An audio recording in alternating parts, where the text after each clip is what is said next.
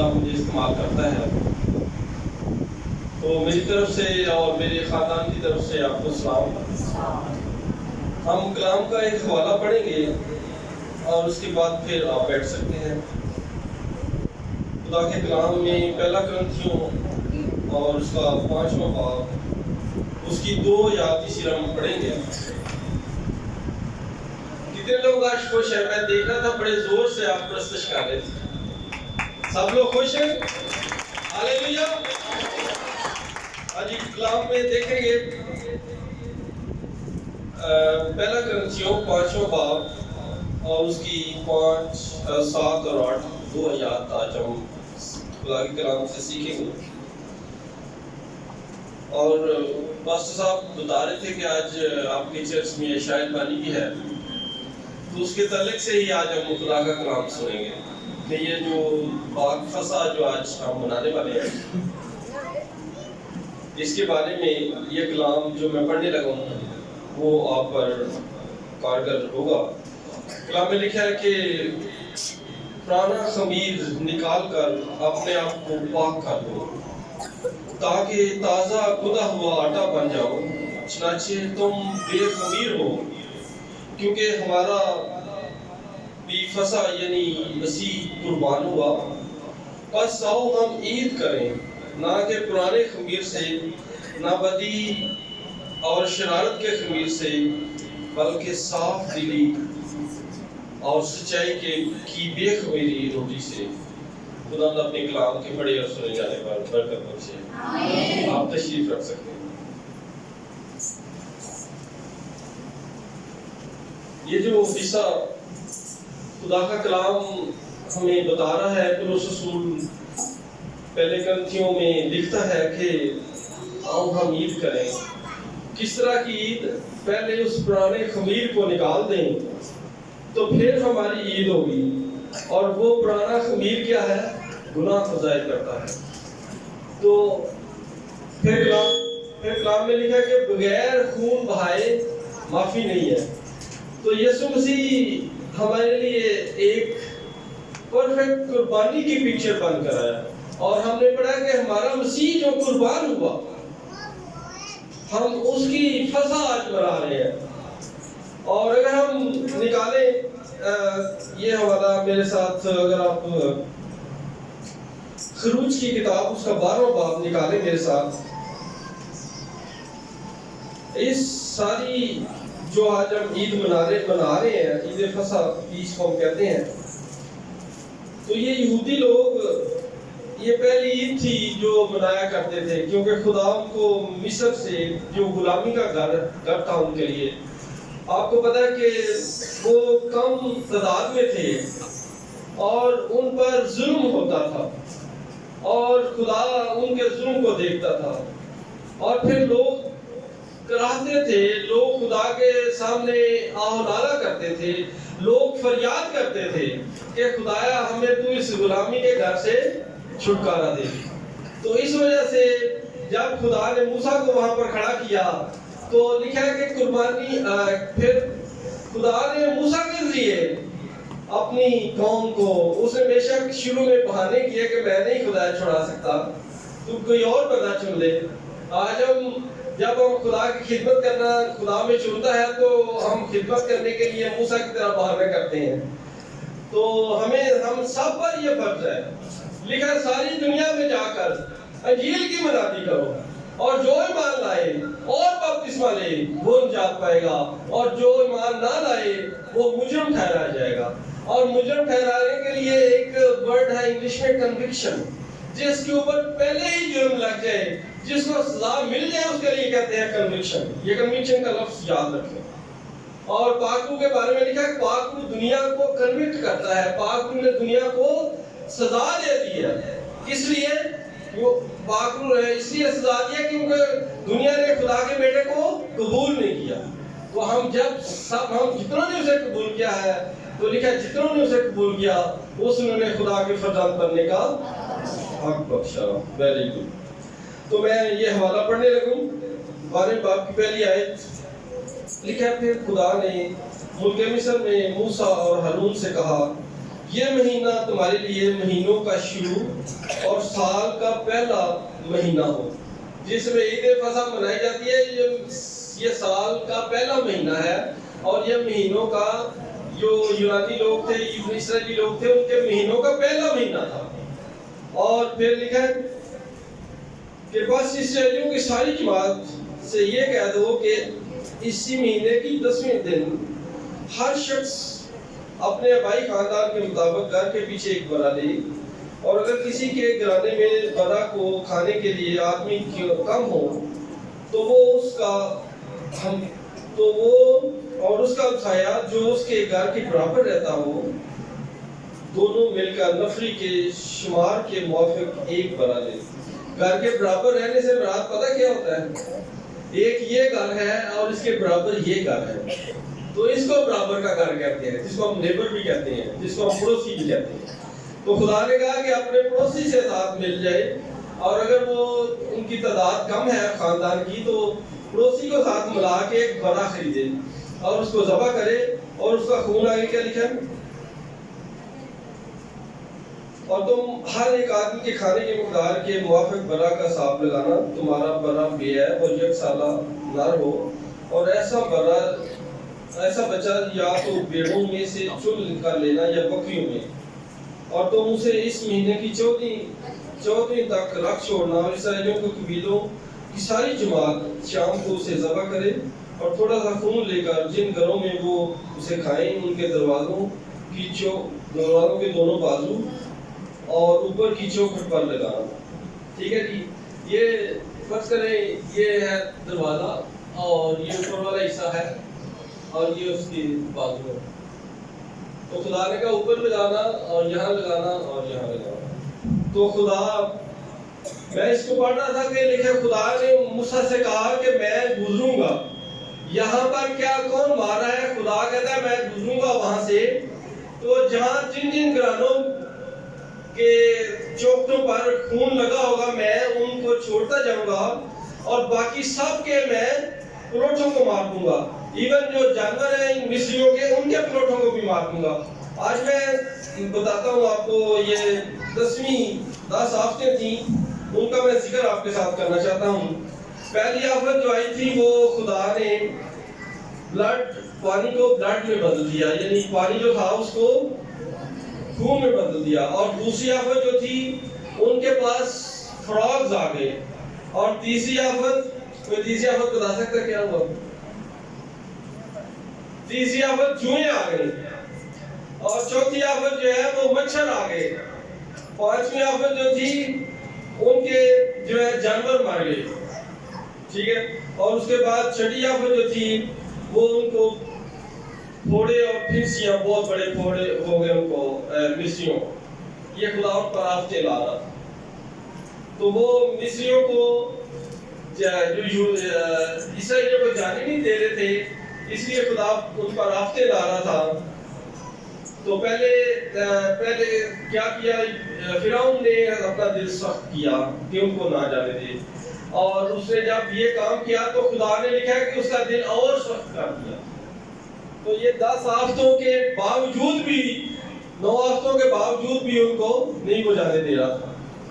تو پھر جب 10ویں آفت آئی، جس کا میں ابھی ذکر پہلے پڑھا ہے کہ خدا نے کہا خون لگانا، اور پھر کیا ہوگا؟ پھر میں وہاں سے گزروں گا۔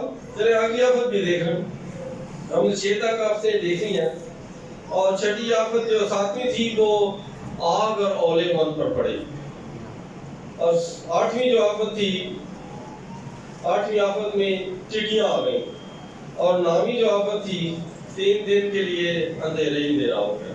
جہاں پہ اندھیرا ہو جائے، میں اندھیرے کی بات دیکھ رہا تھا، جو رشین لوگ تھے انہوں نے کہا ہم کیا کرتے ہیں، ہم زمین کے ایک پار سے دوسرے پار جاتے ہیں۔ جیسے فرض کریں یہ زمین ہے، یہ جو عیسائی زمین ہے، تو رشین نے کہا کہ ہم کیا کرتے ہیں، ایک گڑھا کھودتے ہیں اور ہم جائیں گے اس سائڈ سے دوسری طرف۔ تو انہوں نے جانے کے لیے کوشش کی، اور وہ کھودتے گئے اور 7 کلومیٹر تک نیچے زمین میں انہوں نے گڑھا کھودا، اور جب گڑھا کھودا تو انہیں ٹیمپریچر وہاں پر 210 ڈگری ٹیمپریچر تک وہ انہوں نے محسوس کیا کہ زمین کے نیچے 210 ڈگری ٹیمپریچر ہوتا ہے. اور جب کبھی یہاں پر 38 ڈگری سینٹی گریڈ ٹیمپریچر ہو یا 39 ہو تو ہم جو ہے دھوپ میں ہانپنے لگتے ہیں.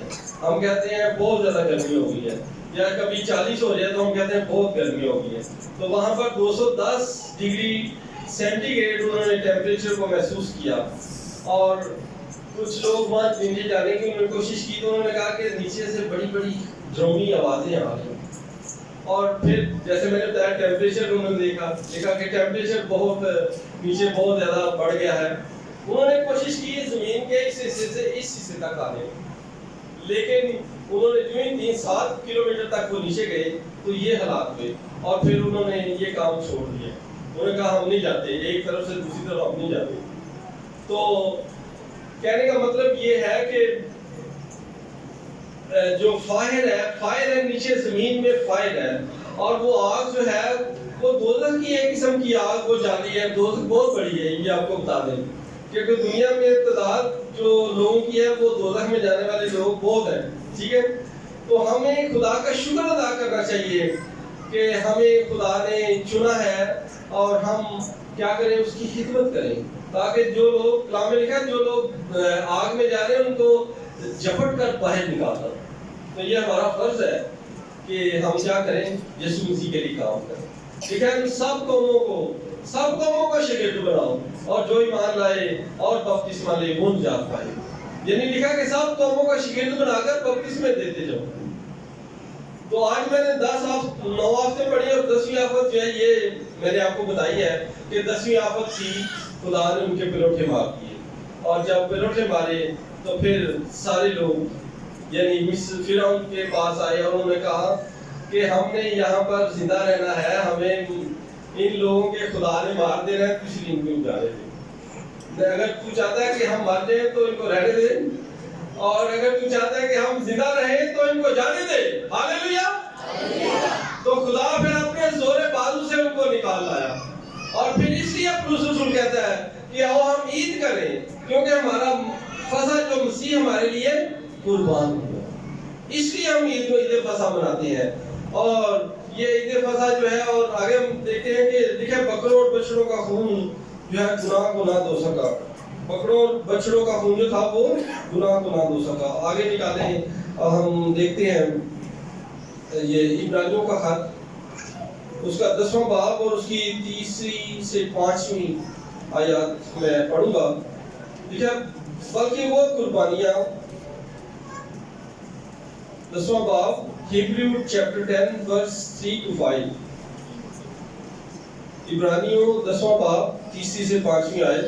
دیکھیں، بلکہ وہ قربانیاں سال بسال گناہوں کو یاد کرتی ہیں، کیونکہ ممکن نہیں کہ بیلوں اور بکروں کا خون گناہ کو دور کر کے اس لیے کہ وہ دنیا میں آتے وقت کہتا ہے کہ تو نے قربانی اور نظر کو پسند نہ کیا، بلکہ میرے لیے ایک بدن تیار کیا، پوری سوختنی قربانیوں سے تو خوش نہ ہوا. تو یہاں پر ہم دیکھتے ہیں کہ یسوع مسیح اس بات کا خدا کے ساتھ ذکر کر رہے ہیں کہ بیلوں اور بکروں کا خون جو ہے وہ گناہ کو دھو نہ سکا.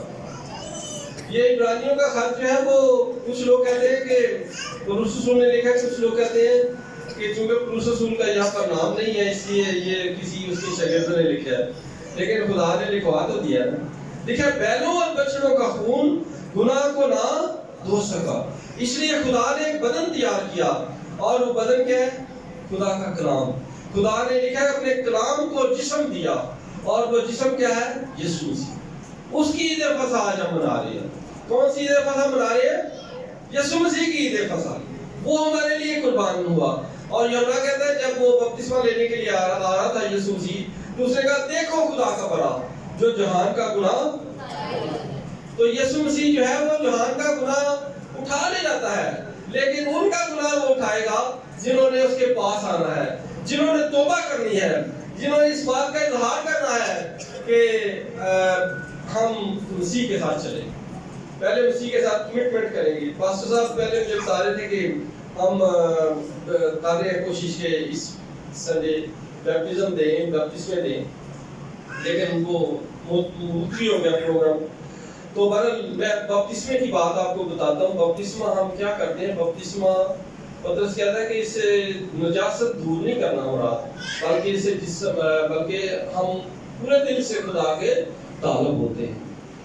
تو جب ہم خدا کے طالب ہوتے ہیں، اپنے دل میں ارادہ کرتے ہیں، تو اس کا اظہار بپتسمہ لے کر کرتے ہیں. Inside commitment, outward expression. تو ہم دل میں جو بات ٹھان لیتے ہیں کہ ہم یسوع کے ساتھ چلیں گے، تو اس کا اظہار جب ہم کرتے ہیں، اس کو بپتسمہ کہتے ہیں. بپتسمہ نجاست دور کرنا نہیں ہے. جیسے ہم صبح اٹھتے ہیں، ہم شاور لیتے ہیں، ہم کہتے ہیں ہم پاک ہوئے ہیں جب شاور لیے. تو یہ سے یہ مراد نہیں ہے. اس سے مراد یہ ہے کہ ہم پورے دل سے خدا کے طالب ہوں. تو یہ ہم دیکھ رہے ہیں کہ وہ خون جو ہے وہ یعنی بیلوں اور بچڑوں کا خون گناہ کو نہ دھو سکا، بلکہ خدا نے ایک جسم تیار کیا، اور وہ جسم کیا ہے؟ یسوع مسیح. اور اس کی قربانی ہوئی تاکہ ہماری خطائیں معاف ہوں. اور میں بتاؤں یہ کس طرح کام ہوتا ہے، اس کا پروسیس میں بتانا چاہ رہا ہوں آپ کو. نکالیں ذرا میرے ساتھ تیتس کا خط. تیتس کا خط ہمیں بتاتا ہے کہ کس طرح ہم پاک کیے جاتے ہیں.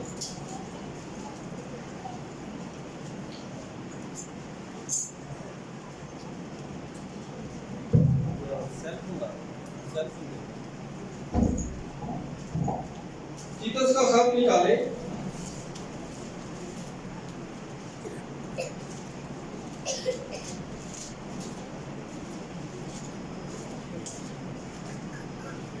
تیتس کا خط تیسرا باب اس کی 5ویں آیت میں پڑھنے لگوں. تو یہاں پر لکھا ہے کہ اس نے ہم کو نجات دی، مگر راست بازی کے کاموں اس وقت سے نہیں جو ہم نے خود کیے، بلکہ اپنی رحمت کے مطابق نئی پیدائش کے غسل اور روح القدس کے ہمیں نیا بنانے کے وسیلہ سے. یہ پاک روح میں کیا کرتا ہے؟ پاک روح میں یسوع مسیح کا خون لے کر غسل دیتا ہے، پاک کرتا ہے. اور جب یہ پاک روح نے کیا کام کیا؟ ہمارے ماضی کے گناہوں کو اور موجودہ گناہوں کو اور فیوچر کے گناہوں کو کیا کر دیا ہے؟ دھو دیا ہے. یہ پاک روح کا کام ہے. اس لیے میں پاک روح والی زندگی گزارنی چاہیے. پاک روح اگر آپ کے پاس ہوگا تو تب یہ کام ہو سکے گا.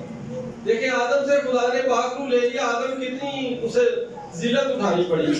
وہ عدن سے باہر ہو گیا اور وہ ننگا ہو گیا اور اسے شرمندگی اٹھانی پڑی. یہ پاک روح کا نقصان، کہ لیدی کا نقصان ہوا اس. ٹھیک ہے، آدم کو خدا نے کہا کہ جس دن تو نے یہ پھل کھایا تو مرا. تو خدا نے کیا کیا؟ وہ تو 930 سال بعد مرا تھا. خدا نے اسے اپنی روح لے دی تھی، جس سے وہ خدا اس سے بات کرتا تھا. تو یہ بہت بڑا نقصان ہے. دوسری بات یہ ہے کہ ہماری فطرت بدل گئی، یعنی آدم کی خدا نے فطرت بدل دی، اور اس وجہ سے ہم جو ہے گناہ والے ہو گئے. اس لیے ہم سب سے گناہ جو ہے وہ ہو جاتا ہے. داؤد بڑا خدا کے نزدیک تھا اور خدا کے گیت گایا کرتا تھا، لیکن داؤد سے بھی گناہ ہو گیا. تو اس لیے پاک روح میں کیا کرتا ہے؟ پاک روح ہمارے جو جسم کے کام ہیں ان کو نیست کرتا ہے. رومیو کے خط میں 8ویں باب میں لکھا ہے کہ پاک روح کیا کرتا ہے؟ اگر ہم پاک روح کے مطابق زندگی بسر کریں گے تو ہم کیا کریں گے؟ جسم کے کاموں کو نیست کریں گے. پاک روح لینے کا ایک اور فائدہ کیا ہے کہ پاک روح ہمیں جو ہے وہ ہم گناہ کی طرف نہیں مڑتے، کیونکہ خدا نے یرمیا سے کہا کہ میرے لوگ جو ہے وہ پھر گناہ کی طرف نہیں مڑیں گے. حزقیل سے بھی کہا، خدا نے کہا کہ جب ان کو میں پاک کروں گا تو ان کی زندگی پاک ہوگی اور یہ پھر گناہ کی طرف نہیں مڑیں گے. یہ کتنا اچھا طریقہ خدا نے ہمارے لیے کیا. اور پھر پہلے خدا نے اپنے بیٹے کو بھیج کر وہ خون بہایا جس سے ہماری خطائیں. ہم نے پڑھا ہے، یہ دیکھیں کہ تیتس کے لیے خدا فرما رہا ہے کہ میں کیا کروں گا. یہ پاک روح کیا کرتا ہے؟ یسوع کے خون کو لے کر ہمیں پاک کرتا ہے. اس لیے آج ہمیں اس قربانی کی یاد کرنی ہے جو قربانی یسوع مسیح نے دی. اور پولس رسول کہتا ہے کہ دیکھو ہمارا فسح جو قربان ہوا وہ کیا ہے؟ مسیح خدا. یسوع مسیح ہمارا کیا ہے؟ ہاللویا. تو یہ اس فسح کے بارے میں آج ہم سیکھ رہے ہیں. اور اس قربانی جو آج ہم سیکھ رہے ہیں اس کو ہم پرفیکٹ قربانی بھی کہتے ہیں۔ دیکھو خدا نے ہمیں پکچر دی، خدا نے کہا یہ قربانیاں جو ہیں وہ آپ کو سال ب سال پاک کرتی رہیں گی۔ پھر ایک ایسی قربانی آئی جو پرانی قربانیوں کی پکچر تھی، ایک تصویر تھی، اور وہ کامل قربانی بن کر رہی۔ آج جو ہمارا ٹاپک کیا ہے؟ کامل قربانی۔ کیا ہم سیکھ رہے ہیں؟ اور وہ کامل قربانی کیا ہے؟ یسوع مسیح کی قربانی۔ اور یسوع مسیح کی قربانی ہمیں ہمیشہ کے لیے گناہ سے آزاد کرتی ہے۔ ہاللیلویہ۔ تو یہ آج ہم یہ باتیں سیکھ رہے ہیں، اور پھر نکالیں یہ حوالہ جو جس کا میں نے آپ کے ساتھ ذکر کیا ہے، وہ یرمیہ کی کتاب میں سے آپ نکالیں۔ یرمیہ کی کتاب اس کا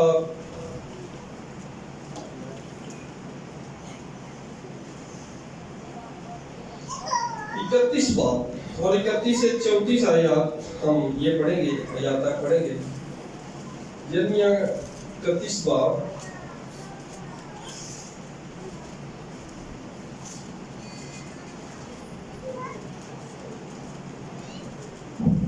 خدا کے کلام میں یوں لکھا، جیسے میں نے آپ سے ذکر کیا کہ خدا کہتا ہے میرے لوگ پھر گناہ کی طرف نہیں مڑیں گے۔ جب میں ان کو پاک کروں گا، جب میں ان کے اندر اپنا روح ڈالوں گا، تو یہ کیا ہوں گے؟ یہ گناہ کی طرف لکھا ہے۔ جو خدا سے پیدا ہوتا ہے وہ گناہ نہیں کرتا، بلکہ اس کا تخم اس میں قائم رہتا ہے، بلکہ وہ گناہ کر ہی نہیں سکتا۔ آپ اس کا مطلب یہ ہے کہ گناہ نہیں کرنے کا سے مراد ہے کہ ہمارے اندر گناہ کی عادت نہیں ہوتی۔ اگر فرض کریں لکھا صادق 7 بار گرتا ہے، پھر خدا اس کو پھر کھڑا کر دیتا ہے۔ ہاللیلویہ۔ صادق 7 بار گرتا ہے لیکن خدا اس کو پھر کھڑا کر دیتا ہے۔ تو یہ ہے خدا کے ساتھ چلنے کا فائدہ۔ جتنی دفعہ خدا کا بندہ صادق سے مراد وہ شخص ہے جو اپنے گناہوں سے توبہ کر لیتا ہے، اس کو صادق کہتے ہیں۔ لیکن جو ریاکاری میں زندگی گزارتا ہے، توبہ کرتا ہے، پھر گناہ کرتا ہے، پھر گناہ میں گرتا ہے، پھر گناہ میں گرتا ہے، گرتے جاتا ہے اور اٹھتا نہیں ہے، تو ایسے شخص کو خدا صادق نہیں کہتا، بلکہ ایسے شخص کو کیا کہتا ہے؟ ریاکار۔ لکھا ہے ریاکار خدا کی بادشاہی کے وارث نہیں ہوگا۔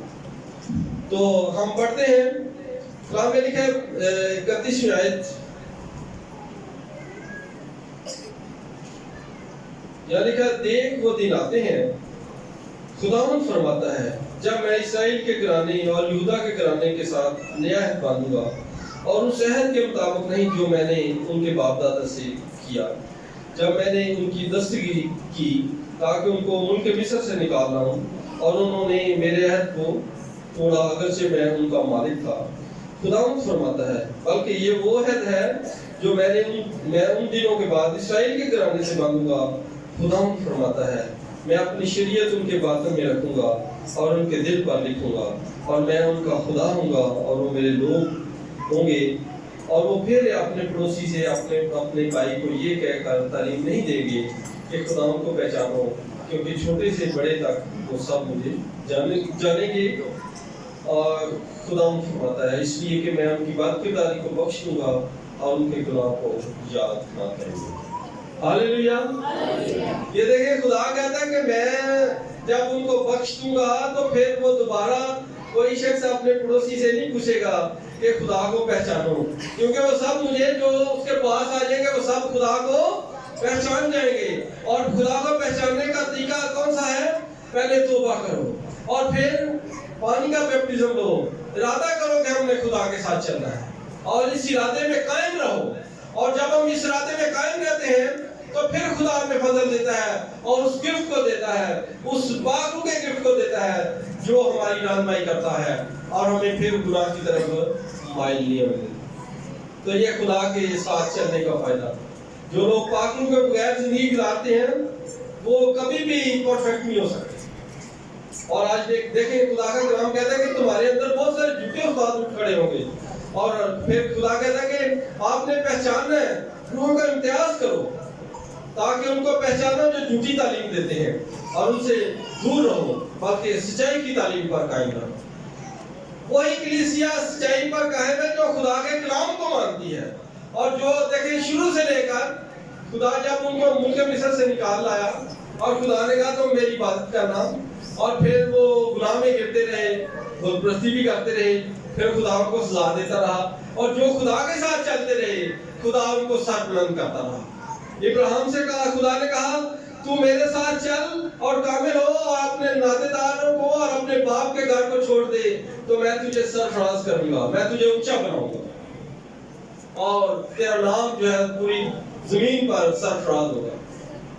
اب آپ سرفراز کا مطلب بھی سمجھ لیں، سربلند، گریٹ۔ امریکہ یا باہر کے ملکوں میں کوئی شخص گریٹ نام نہیں رکھتا، ہمارے ملکوں میں سرفراز نام رکھتے ہیں، لیکن باہر کے ملکوں میں لوگ گریٹ نام نہیں رکھتے، وہ کہتا ہے گاڈ از گریٹ، خدا گریٹ ہے۔ میں نے کبھی کسی کا نام وہاں پر نہیں سنا جس کا نام گریٹ ہو، میں 18 سال سے وہاں پر رہ رہا ہوں تو کسی کا نام میں نے گریٹ نہیں سنا، لیکن ابراہیم کو خدا نے کہا میں تیرے نام کو سرفراز کروں گا، تو میری فرما برداری کر، اور اس وعدہ کی وجہ سے خدا ان کو ملک مصر سے باہر نکال کے لے۔ خدا نے کہا میں نے قسم کھائی ہے کہ تو نے میری بات مانی، اور میں نے بھی قسم کھائی ہے میں تجھے اور تیری اولاد کو یہ ملک دوں گا، اور وہ اپنے دشمنوں کے پھاٹکوں کے مالک ہوں گا، اور میں تیرے نام کو سرفراز کروں گا۔ ہاللیلویا، ہاللیلویا۔ اور اس کے بعد پھر ہم دیکھتے ہیں کہ خدا کہتا ہے کہ میں ان کے دلوں پر اپنے کلام کو لکھوں گا۔ اب آپ دیکھ رہے ہو کہ زیادہ تر میں کلام پڑھتا نہیں، بہت ساری باتیں میں آپ کو زبانی بتا رہا ہوں، کیونکہ خدا نے میرے دل پر اپنا کلام لکھا ہے۔ جو شخص پاک و یافتہ ہوتا ہے خدا اس کے دل پر اپنا کلام لکھتا ہے۔ ہاللیلویا، ہاللیلویا۔ یہ ہے پاک والی زندگی گزارنے کا فائدہ، خدا آپ کے دل پر کلام لکھ دے گا، اور اس وعدہ ہے اس کا، وہ کہتا ہے میں تمہارے دلوں پر اپنا کلام لکھ دوں گا اور پھر تم گناہ کی طرف نہیں مڑو گے۔ ہاللیلویا، کتنا خدا ہمارا اچھا خدا ہے کہ وہ ہمارے دلوں پر اپنا کلام لکھ دیتا ہے، تاکہ وہ داؤد کی طرح ہم کہیں کہ میں نے تیرے کلام کو اپنے دل میں رکھ لیا تاکہ پھر تیرے خلاف۔ ہاللیلویا، تھینک یو جیسس۔ ابھی ایک دو آیتیں پڑھنے کے بعد پھر میں آپ کے لیے دعا کروں گا، پھر باقی پاسٹر صاحب کے حوالے ہوگا، کیونکہ پھر ہم نے باقی شام میں بھی شامل ہونا ہے، آج پاسٹر صاحب نے مجھے بتایا تھا۔ ایک اور حوالہ میں جلدی پڑھنا چاہ رہا ہوں، پہلا پطرس، اس کے پہلے خط کی 1 پیٹر 1 چیپٹر ورس 18 to 19، پہلا پطرس اس کا پہلا باب 18ویں سے 19ویں آیت میں 2 آیتیں پڑھوں گا۔ یہاں پر 2 آیات میں یوں لکھا ہے، ٹھیک ہے، اور جب ہم اس کے ساتھ پہاڑ پر تھے تو آسمان سے یہی آواز آتی سنی، اور ہمارے پاس نبیوں کا وہ کلام ہے جو زیادہ موت پہ ٹھہرا